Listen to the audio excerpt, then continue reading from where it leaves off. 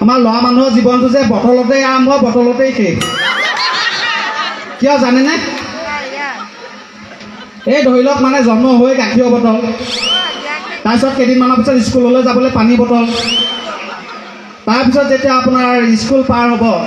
মেট্ৰিকৰ দেওনা পাৰ হ'ব তেতিয়া আমাৰ এই ল'ৰাবিলাকে এনাৰ্জি ড্ৰিংকটো ব্যৱহাৰ কৰে এনাৰ্জি ড্ৰিংকৰ বটল তাৰপিছত যেতিয়া হায়াৰ ছেকেণ্ডেৰী পাছ কৰিব কিছুমানে ফেইল কৰিব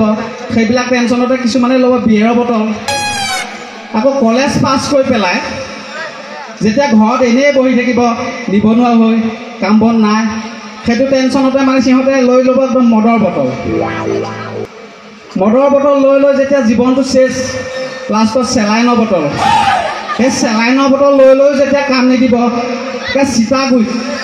চিতাগুৰিত ঘিউ বটলটো লাগিবই নহয় ছটিয়াবলৈ সেইটো কাৰণে কৈছোঁ যে ল'ৰাবিলাকৰ জীৱনটো বটলতেই আৰম্ভ বটলতেই শেষ হয়নে নহয় বাৰু